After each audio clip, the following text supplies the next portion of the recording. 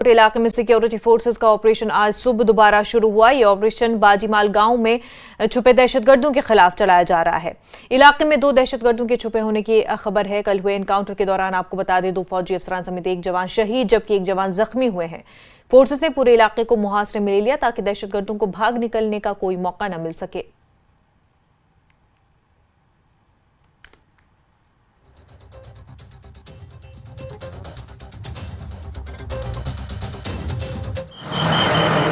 मेरी बात इनसे कल रात को जी।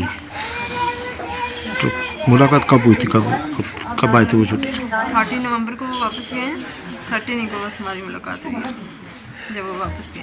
तो क्या कहा जाते जाते फोन पे बस बच्चों के बारे में पूछा था, बस ये उनकी स्टडी के बारे में पूछा है। वक्त कम था उनके पास, रात को लेट कहीं से बाहर बोल रहे थे मैं बाहर हूँ, कहीं बाहर से आया हूँ। बस यही बात है, फिर ज़्यादा बात नहीं।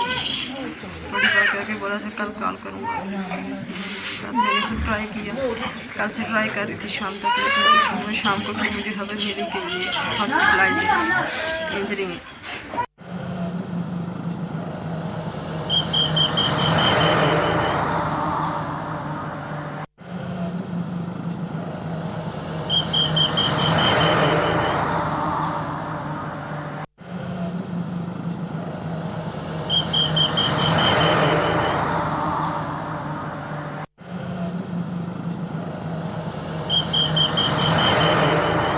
तो आपको बता दें कि राजौरी में आज सुबह फिर से एनकाउंटर शुरू हो चुका है। ये ऑपरेशन आज सुबह फिर से शुरू हो चुका है। कल रात को ऑपरेशन को होल्ड पे रखा गया था क्योंकि ठंड और अंधेरे की वजह से इस इलाके में ऑपरेशन करना उस वक्त के लिए रात के वक्त के लिए मुमकिन नहीं हो पाता है। ये इलाका जो है आइसोलेटेड एरिया है, जंगलाती इलाका है।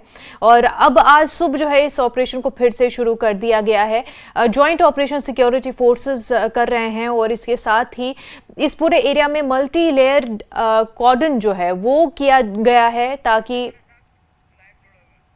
साथ ही साथ हमारे नुमाइंदे मुनीश जुड़ चुके हैं।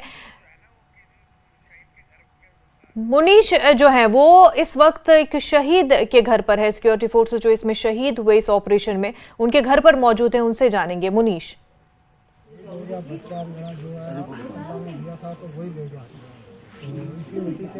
मुनीश आप तक हमारी आवाज पहुंच पा रही हो तो आपसे जानना चाहेंगे कि आप इस वक्त कहां पर मौजूद है और क्योंकि काफी अफसोस की खबर जो इस ऑपरेशन से आई, नुकसान काफी हुआ और हमने जो है इस ऑपरेशन में सिक्योरिटी फोर्सेस को खो दिया है। जो जवान शहीद हुए हैं उनके घरों पर, उनके गांव में, बल्कि हर जगह ही इस वजह से दुख का माहौल देखने को मिल रहा है। जी मुनज़्ज़ा, बिल्कुल। मैं इस समय पुंछ के भारत पाकिस्तान नियंत्रण रेखा के गांव अजोट में हूं और अजोट का एक लाल जो है हवलदार अब्दुल मजीद जिन्होंने शहादत पाई है कालाकोट में आतंकियों से लोहा लेते हुए, उनके घर में हूं और उनके घर में सुबह से ही मातम छाया हुआ है। बड़ी संख्या में आसपास के लोग, रिश्तेदार और जिसको भी ये सब समाचार मिल रहा है, दुखद समाचार, वो घर में पहुंच रहा है और घर में पूरा परिवार शोक में है। लेकिन एक तरफ जहां परिवार में शोक है, वहीं इस बात को लेकर उनको गर्व भी है कि उनका लाल जो है देश के लिए शहीद हुआ है, उसने देश के लिए बलिदान दिया है। क्योंकि नियंत्रण रेखा का इलाका है और यहाँ के लोगों ने हमेशा ही बलिदान दिया है, चाहे हिंदुस्तान पाकिस्तान की लड़ाई हो या फिर पाकिस्तान की तरफ से जो है आतंकवाद हो या पाकिस्तानी गोलाबारी हो, हर बार यहाँ के लोगों ने अपनी शहादत दी है और देश की एकता और अखंडता को बनाए रखने के लिए अपने प्राण बलिदान दिए हैं। जी मुनज़्ज़ा, बिल्कुल, देश की खिदमत के लिए अपनी जान निछावर की है सिक्योरिटी फोर्सेस के जवान ने। और इनके घर के बारे में अगर हम बात करें, इनकी फैमिली में कौन कौन है और अगर आपकी उनसे बात हो पाई हो, उन्होंने क्या कुछ कहा? जी मुनज़्ज़ा, इनके घर में इनके माता पिता हैं, छोटा भाई है जो अरब कंट्री में काम करता है, बीवी है, 2 बेटे हैं और 1 बेटी है। छोटे छोटे बच्चे हैं क्योंकि इनकी अपनी उम्र भी जो है कुछ ज़्यादा नहीं है, 32-33 साल बताई जा रही है। और जो है देश के लिए जज्बा जो था इनका जो है वो शुरू से ही था और इसलिए वो फौज में गए थे। इनकी पत्नी का कहना है कि कल ही उनकी बात हुई थी और उन बच्चों के बारे में बात की थी उन्होंने, और उन्होंने कहा था कि शायद 30 नवंबर के करीब वो घर पे आएंगे। अभी उनके जो पिता हैं उनसे बात करेंगे, उनके पिता का क्या कहना है इस बात को लेकर कि ये जो उनका लाल शहीद हुआ है, देश के लिए हमेशा बलिदान दिया है इस नियंत्रण रेखा के इलाके के लोगों ने, तो उनसे बात करेंगे। जी आपका नाम? मोहम्मद रशीद। जी बताइए। जो बच्चा सर हमने सुना शाम को 6:30 बजे अब्दुल मजीद नाम का हवलदार अब्दुल मजीद नैनप्यारा का शहीद हो गया। उस टाइम मेरे को पता चला है, पहले नहीं था पता। जी तो परसों शाम को मेरी बात हुई है उनसे, जी तो पूछा मैंने बच्चा खाना खाया बोला खाया है। मैं बोला कहाँ है वो, बोला रूम में हूँ। छोटी बच्ची है मेरी पोतरी है, दूसरे लड़के की है, वो ज्यादा जिद कर रही थी कि मैं अब्बू से बात करूँगी, उनको अभी बोलती थी बड़े अब्बू। तो उन्होंने बात किया, मेरे घर वालों ने बात की, बस लास्ट का तो हमारा वही बात थी। छुट्टी आए इधर 10 दिन हो गए, छुट्टी काट के गए वापस। तो बाकी जो है शहीद हो गए देश के लिए, जान कुर्बान हमारी सबकी, पड़ोसी हम हैं सब हैं। तो बच्चे जो हैं पहले भी शहीद हुए हैं, जो उनका भी हमको बहुत दुख है। नीलम जो है हवलदार अखनूर का रहने वाला, इधर आया मेरे घर में वो, तो उसका भी मेरे को बहुत दुख हुआ। दूसरे बच्चे हैं जो, हर एक बच्चा जो है ना जो फौजी है ना, मैं उसको अपना ही मानता हूँ अभी भी। तो इस देश के लिए, मिट्टी के लिए, इसके लिए हमारा जान कुर्बान। तो जो ये पाकिस्तान है इसको सब सिखाओ, हमारा यही कहना है। और ये दुश्मन गद्दार जो है ना, इसको तमीज नहीं है इस चीज़ की, बिना मतलब आके इसका कुछ लेना देना नहीं है। इधर तो आन के घुस के ये बच्चों को मारता है। बड़े बड़े ऑफिसर हमारे जो हैं, बच्चे जवान सब इसने शहीद किए हैं।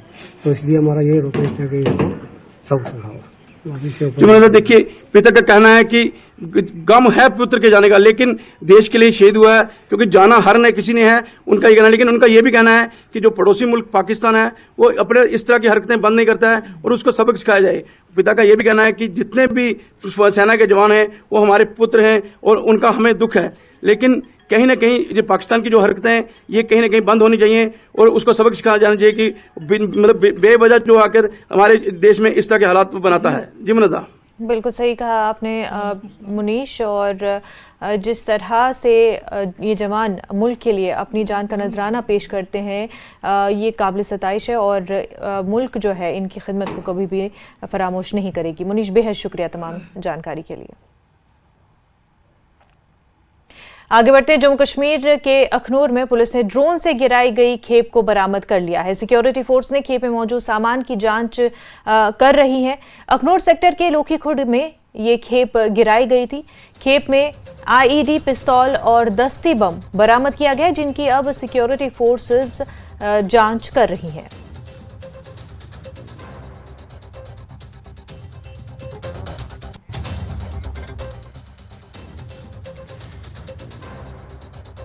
तो आपको बता दें कि जम्मू कश्मीर के अखनूर में पुलिस ने ड्रोन से गिराई गई खेप को बरामद कर लिया है। सिक्योरिटी फोर्सेस ने खेप में मौजूद सामान को बरामद कर लिया है और उस सामान की जांच की जा रही है। अखनूर सेक्टर के लोकी खुर्द में खेप गिराई गई, जिसमें आईईडी, पिस्तौल और दस्ती बम बरामद किया गया है। News 18 JKLA senior editor Tejinder Singh Sodhi हमारे साथ जुड़ गए हैं। अखनूर सेक्टर में ड्रोन से गिराई खेप को बरामद किया गया, जिसमें आईईडी, पिस्तौल और दस्ती बम बरामद किया गया है। देखिए मुनिज़ा, ये दर्शाता है कि किस तरह पाकिस्तान से लगातार भारत विरोधी गतिविधियां जो हैं उन्हें अंजाम देने की जो साजिश है वो रची जा रही है। आज सुबह जम्मू कश्मीर पुलिस और सिक्योरिटी फोर्सेस ने लोकी खड़ इलाका है अखनूर का, वहां पर एक कंसाइनमेंट जो है वो जब्त की है, जो कंसाइनमेंट ड्रोन के द्वारा वहां पर गिराई गई थी। जब इस कंसाइनमेंट को खोला गया तो इसके अंदर से आईईडीज, पिस्टल्स और हैंड ग्रेनेड जो हैं वो बरामद किए गए हैं। अभी थोड़ी देर में ये सामने आएगा कि इनकी क्वांटिटी कितनी है, लेकिन ये कहीं ना कहीं इस चीज को साफ दर्शाता है कि पाकिस्तान की तरफ से ये साजिश रची जा रही है कि किसी न किसी तरीके जम्मू कश्मीर में जो है हालात उन्हें खराब किया जाए, यहाँ पर आतंकवाद को फैलाया जाए और उसी आतंकवाद को सपोर्ट करने के लिए जो खेप थी हथियारों की वो पाकिस्तान से भेजी गई थी। देखिए ये जो इलाका है ये लाइन ऑफ कंट्रोल और इंटरनेशनल बॉर्डर से सटा हुआ इलाका है, जहां पर पाकिस्तान से ये कंसाइनमेंट जो है वो भेजी गई थी। तो बिल्कुल एक तरफ जब रजौरी में एक एंटी टेरर ऑपरेशन चल रहा है जिसमें हमारे 4 जो फौज के एहलकार हैं, जिनमें 2 अफसर यंग कैप्टन भी शामिल हैं, वो अपनी जान का बलिदान दे चुके हैं देश की सुरक्षा के लिए। दूसरी तरफ पाकिस्तान की तरफ से लगातार ये गोला बारूद को भारत में भेजना, ये चीज साफ दर्शाता है कि किस तरह पाकिस्तान लगातार भारत में आतंकवाद को बढ़ावा दे रहा है और लगातार भारत में हालात जो हैं खराब करने की साजिश रच रहा है। जी मुनीसा। बिल्कुल सोडी जी, और जो ये सामान बरामद किया गया है, आईईडी, पिस्तौल, दस्ती, बम, क्लियरली ड्रोन एक पहले भी चैलेंज रहा है, लेकिन ये बहुत बड़ा खतरा है जिस पैमाने पर जिस तरह से ये सामान भेजा जा रहा है। देखिए मुनीसा, ड्रोन जो है एक चैलेंज तो बना हुआ है, ना सिर्फ जम्मू कश्मीर में बल्कि पंजाब में भी। हम लगातार रिपोर्ट कर रहे हैं कि किस तरह पंजाब में नारकोटिक्स को पाकिस्तान से भेजा जाता है, हथियारों को भेजा जाता है।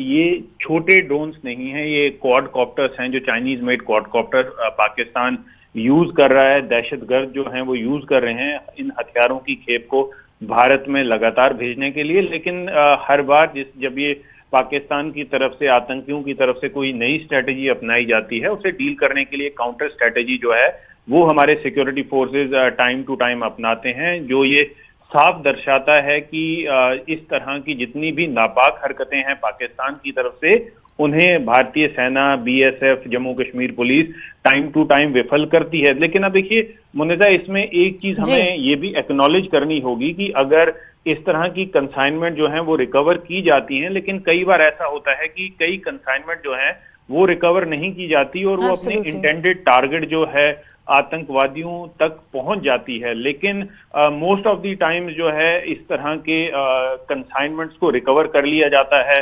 उसकी इंटेलिजेंस इनपुट्स या ह्यूमन इनपुट्स मिल जाती हैं, जिससे इन कंसाइनमेंट को रिकवर करके इन्हें जो पाकिस्तान से या आतंकवादियों के जो नापाक मंसूबे हैं उन्हें विफल किया जाता है। जी मुनीसा। बिल्कुल सही, और कई कोशिशों में हर तरह से जो है सिक्योरिटी फोर्सेस इन तमाम नापाक अज़ाइम को नाकाम करने में पुरअज़्म है। बहरहाल तेजेंद्र सिंह सोडी, बेहद शुक्रिया आपका। खबरों का सिलसिला आगे भी जारी रहेगा, लेकिन उससे पहले एक छोटा सा ब्रेक।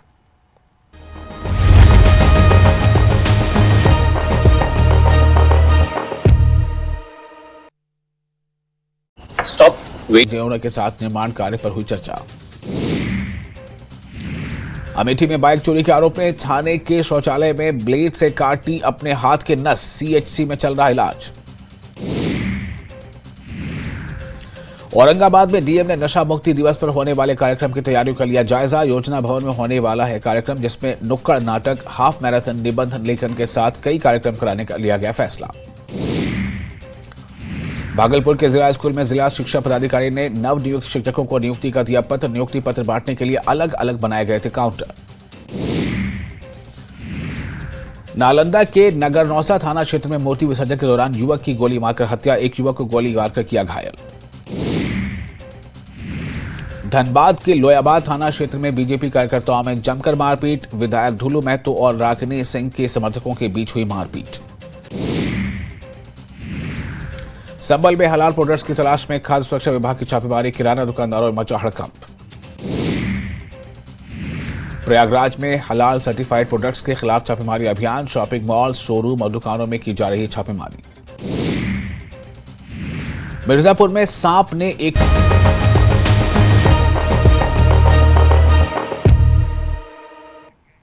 ब्रेक के बाद आपका खैर मकदम है। श्रीनगर के मुख्तलिफ इलाकों में गुज़िश्ता कई दिनों से सुबह के वक्त घने धुंध की वजह से गाड़ियों की आमदोरफ्त बुरी तरह मुतासर हो रही है। घने धुंध के दरमियान दफ्तर जाने वाले तलबा और दीगर अफराद अपनी मंजिलों की तरफ रवाना हो जाते हैं, लेकिन धुंध की वजह से काफी परेशानियों का सामना होता है। मुसाफिरों का कहना है कि धुंध की वजह से न सिर्फ हद निगाह मुतासर हो रही है, बल्कि हादसात का खतरा भी बढ़ जाता है।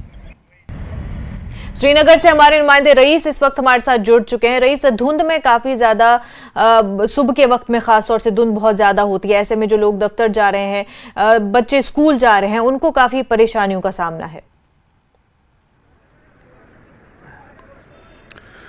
जी हाँ, बिल्कुल। जिस तरह से हम यहाँ पे देख पा रहे हैं कि बीते कुछ दिनों से लगातार घना कोहरा जो है वो सुबह श्रीनगर में पाया जाता है। यहाँ पे पूरी सिटी पे जो है एक फॉग की ब्लैंकेट जो है वो छाई रहती है और लगातार जो यहाँ पे लोग हैं वो इसकी वजह से काफ़ी परेशान हो रहे हैं और साथ ही साथ जो लो विजिबिलिटी है उसकी वजह से भी काफ़ी दिक्कतें होते हैं, चाहे वो स्कूल बच्चे हों, ऑफिस जाने वाले लोग हो या आम लोग जो काम पे जाते हैं, उन्हें काफ़ी दिक्कत होती है। और लगातार हम यहाँ पे देख पा रहे हैं कि श्रीनगर में भी दर्जे हरारत में एक गिरावट देखने को मिल रही है, सर्दी महसूस की जा सकती है, सुबह और शाम को ज़्यादा सर्दी होती है। और यही वजह है कि लगातार हम यहाँ पे देख पा रहे हैं कि जो लोग हैं उन्हें काफ़ी दिक्कत होती है। और जो पेरेंट्स हैं उन्होंने भी वो मांग कर रहे हैं कि प्राइमरी लेवल तक के जो बच्चे हैं उनके लिए जो है वो विंटर ब्रेक जो है वो अनाउंस की जाए। लेकिन लगातार हम यहाँ पे देख पा रहे हैं कि श्रीनगर में बीते कुछ दिनों से लगातार घना कोहरा छाया हुआ है, जिसकी वजह से ना सिर्फ यहाँ के लोग बल्कि जो टूरिस्ट है उन्हें भी काफ़ी दिक्कत होती है। हमारी कुछ टूरिस्टों से बात हुई थी तो उन्होंने भी यही कहा कि सुबह उनको ज़्यादा ठंड लगती है और साथ ही साथ उन्हें अगर किसी मंजिल पे जाना होता है तो सुबह उनको डर लगता है। डल झील के अंदर जब वो बैठते हैं हाउस बोटों में तो घने कोहरे के बीच वो डरते हैं बाहर निकलने से। लेकिन दूसरी तरफ से जो SDRF की टीम है उन्होंने यहाँ पे जो है वो पेट्रोलिंग शुरू की है। डल के इंटीरियर में वो सुबह जाके जो है वो पेट्रोलिंग कर रहे हैं, जिसकी वजह से जो टूरिस्ट हैं वो अपने आप को सेफ फील करते हैं। और जो नाव वाले हैं उन्हें भी जो है इससे खुशी मिलती है क्योंकि वो भी खुद को सेफ फील करते हैं। और लगातार हम यहाँ पे देख पा रहे हैं कि बीते कुछ दिनों से जिस तरह से श्रीनगर में घना कोहरा छाया हुआ है, उसके बाद जो है SDRF टीम ने यहाँ पे सुबह जो है वो पेट्रोलिंग शुरू कर दी है। और बिल्कुल जो डल के इंटीरियर में जो है वो चेक करते हैं सुबह कि किसी को प्रॉब्लम मत है।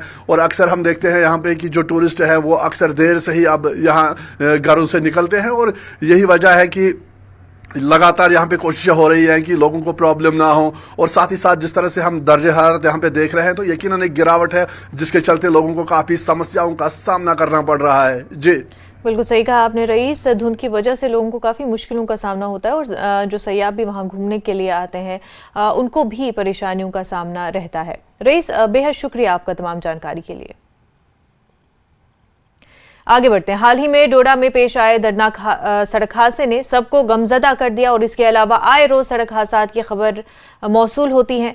सड़कों पर गाड़ियों मोटरसाइकिलों को तेज रफ्तार में चलाने और गाड़ियों में ओवरलोडिंग और ट्रैफिक कवानीन की अमलावरी न करने के नतीजे में ज्यादातर सड़क हादसात पेश आते हैं और हर कोई ट्रैफिक रूल्स पर अमल पैरा होने की तलकीन कर रहा है। मकामी शख्सियात और खासकर समाजी कारकुन लोगों से अपील करते हैं कि सड़कों पर ट्रैफिक कवानीन पर अमल करें और एहतियात से गाड़ी चलाएं ताकि इंसानी जानों का ज़िया न हो जाए। देखिए, हाल ही में डोडा में एक दिलदोज वाक़या पेश आया। एक बहुत ही बड़ा एक्सीडेंट हुआ जिसमें काफ़ी लोगों की जानें गई है। और आप अक्सर देखते हैं कि ये जो ड्राइवर्स है या ये जो यंग जनरेशन्स है ये अक्सर ओवर स्पीडिंग करते हैं और हमारे आवाम को बार बार ऐसी चीज़ें देखने पड़ते हैं। एक्सीडेंट्स बार बार होते हैं, अवामी जानों को बहुत ही नुकसान पहुंचता है। जिस हिसाब से इस मुतल्लिका हुकाम इसके रिगार्डिंग काम करती है और आने वाले टाइम पे भी इनको ऐसा काम करना चाहिए। ये जो एक्सीडेंट्स है ये कम होने चाहिए ताकि अवामी जान इसे बच सकें और जो ट्रैफिक रूल्स है रेगुलेशंस है उनको फॉलो करना चाहिए ताकि अवामी जान बच सके। अभी भी वक्त है कि अगर ड्राइवर हजरात सुधर जाए और सरकार को चाहिए कि वो ज़्यादा मुतहरिक हो जाए और लोगों के इस पर जो वर्कशॉप चल रहे हैं, जो सेमिनार चल रहे हैं उसमें अवेयरनेस दी जाए और ट्रैफिक कवानीन जो है वो ज़्यादा स्ट्रांग हो जाए और लोगों को ऐसे तेज़ दौड़ने की न दौड़ने की तलकीन करे। मैं यही कहूँगा तमाम जो इसके साथ वाबस्ता लोग हैं कि वो एहतियात से काम ले ताकि ऐसे हादसात दोबारा न हो जाए। जाने ज़ाया नहीं होनी चाहिए क्योंकि अल्लाह ज़िंदगी में एक ही बार ज़िंदगी देता है, ये बार बार ज़िंदगी नहीं मिलती है। हमें चाहिए कि इस ज़िंदगी को कदर करनी चाहिए और ये जो ट्रैफिक रूल्स है जो भी ड्राइव कर रहा है इसको स्पीड का ख़ास ख्याल रखना चाहिए और ट्रैफिक रूल्स को फॉलो करना चाहिए ताकि ये लोगों की जो ज़िंदगी है ये बच जाए। हुकूमत के मुताबिक कश्मीर की ट्रेन सर्विसेज को मुल्क के दीगर हिस्सों से मुंसलिक किया जाएगा। काम पूरी रफ्तार से जारी है और हर मुमकिन इंतजामात किए जा रहे हैं। ट्रेन कनेक्टिविटी के साथ साथ कश्मीर रेलवे को मुस्तकबिल में भी इलेक्ट्रिक ट्रेन मिलेगी और इसके लिए जो जरूरी है उसका काम भी हमवार किया जा रहा है। Chief area manager northern railway ने न्यूज़ 18 JKLA से खास बातचीत की।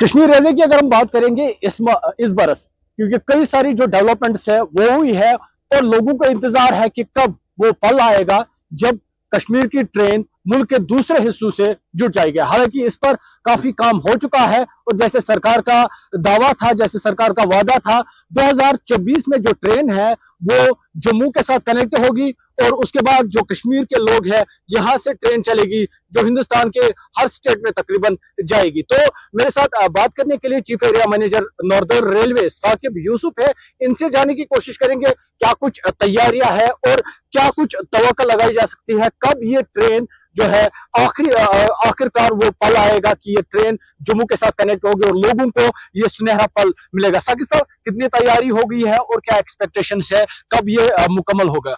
देखिए, जो प्रोजेक्ट है यूएसबीआरएल प्रोजेक्ट है उसमें बहुत तेजी से काम चल रहा है। Lot of work has been completed.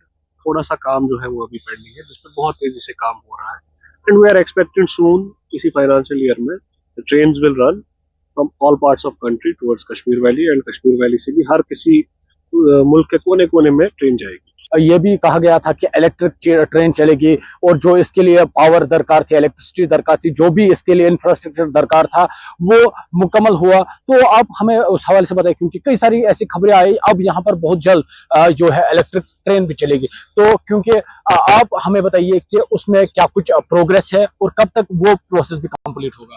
देखिए, अगर आप बाहर देखेंगे, बाहर बहुत सारे जो मेमो कोचेज हैं, जो इलेक्ट्रिक ट्रेन के कोचेज हैं, वो ट्रांसपोर्ट हो रहे हैं, बाय रोड ट्रांसपोर्ट हो रहे हैं एंड इलेक्ट्रिफिकेशन का जो है पूरा काम नियरली कंप्लीट भी हो चुका है एक्सेप्ट सम माइनर जो ऑल्टरेशंस है उसके को छोड़ के। तो सून इलेक्ट्रिक ट्रेन्स भी जो है वो कश्मीर वैली में रन करेंगी। अभी जो हमारे पास स्टॉक है यहाँ पे वो मोस्टली डीजल का स्टॉक है but in phases it will be phased out and electric trains will replace the diesel trains in Kashmir. सवाल है, अब ट्रेन जाएगी आने वाले साल में, ये 2 महीने भी हो सकते हैं, 4 महीने भी हो सकते हैं, यानी ये मुकम्मल है आने वाले साल में ट्रेन जम्मू के साथ कनेक्ट होगी। तो तैयारियां क्या है, किस तरह से आपने स्टेशन को तैयार किया है? क्योंकि आपके 2 स्टेशन बड़गाम और उधमपुर को अमृत स्टेशन स्कीम के तहत डाला गया था, क्या प्रोग्रेस है, कितना काम हुआ है? देखिए, जो कोचिंग ट्रेन्स की बात पहले हम करते हैं तो एंश्योर जो कोचिंग ट्रेन्स आएंगी और जो पैसेंजर आएंगे उनको पूरी फैसिलिटीज मिले। काफी सारे वर्क एग्जीक्यूट हो रहे हैं और काफी सारे वर्क अभी पाइपलाइन में है। बड़गाम स्टेशन एक अमृत स्टेशन है, यहाँ पे हम पैसेंजर्स के लिए waiting halls, VIP lounges, food courts, ticketing booths, इस सब पे यहाँ पे काम चल रहा है। जो अगर जो अनंतनाग रेलवे स्टेशन है वहाँ पे अभी करंटली एक गुड्स टर्मिनल जो है, गुड्स शेड का काम चल रहा है। लाइन नंबर 6 पे वहाँ पे एक गुड्स टर्मिनल बन रहा है, वहाँ पे बहुत तेजी से ये काम चल रहा है। एक कवर्ड शेड बन रहा है गुड्स की हैंडलिंग के लिए। तो अनंतनाग रेलवे स्टेशन जो स्टेशन है वहाँ पे गुड्स के लिए हम फैसिलिटीज अभी करंटली डेवलप कर रहे हैं। तो नाजरीन, जैसे कि इन्होंने कहा कि बहुत सारा काम हुआ है और बहुत सारा काम अभी होना बाकी है, लेकिन एक्सपेक्टेड डेट 2024 में कोई भी मंथ हो सकता है जो कश्मीर की ट्रेन कन्याकुमारी के साथ या हम कहेंगे मुल्क की दूसरी रियासतों के साथ जुड़ेगी। हालांकि जो आप ये ट्रैक्स देख रहे हैं, जैसे कि इन्होंने कहा कि ट्रैक्स में भी काफी सारी तब्दीलियां आएगी क्योंकि कई सारे यहाँ पर ट्रेन आएगी, नई नई ट्रेन आएगी जिनमें डिफरेंट कोच होंगे या डिफरेंट टाइप के कोच होंगे। तो उनकी मेंटेनेंस के लिए यहाँ पर ट्रैक्स भी तामीर किए जाएंगे और जिस तरह से इन्होंने कहा कि स्टेशन को डेवलप किया जा रहा है, रिडेवलप किया जा रहा है। जिस तरह से बड़गाम स्टेशन ऑलरेडी अमृत स्टेशन के तहत रिडेवलपमेंट उस पर हो रही है, तो इस तरह से कई सारे जो स्टेशन है उन पर भी काम होगा। तो उम्मीद यही है बहुत जल्द कश्मीर के लोगों को नई सौगात मिलेगी जिसका इंतजार था कि कब ये ट्रेन जम्मू के साथ कनेक्ट होगी। और जैसे कि इन्होंने कहा कि बहुत सारा काम जो है वो मुकम्मल हो चुका है और कभी भी ये खुशखबरी आ सकती है कि ये ट्रेन कनेक्ट हुई है। आबिद हुसैन, न्यूज़ 18, बड़गाम। मेंढर के दूरउफ्तादा इलाके छतराल तकिया सड़क पर ब्लैक टॉपिंग का अमल शुरू कर दिया गया है। तामीराती एजेंसी की जानिब से ब्लैक टॉपिंग का अमल शुरू किए जाने के बाद मकीनों ने खुशी का इजहार करते हुए कहा कि मुतल्लिका एजेंसी की जानिब से तारकोल बिछाने का अमल शुरू किया गया है। गौरतलब है कि मज़कूरा राब्ता सड़क के मुकम्मल होने की वजह से कई गाँव की आवाम को फायदा पहुंचेगा। मकामी लोगों ने बताया कि गुज़िश्ता कई बरसों से सड़क की हालत इंतहाई ख़राब बनी हुई थी, लेकिन अब मुतल्लिका एजेंसी की जानिब से इसको मयारी बनाने के लिए काम शुरू किया गया है, जो कि खुशाइंद अमल है।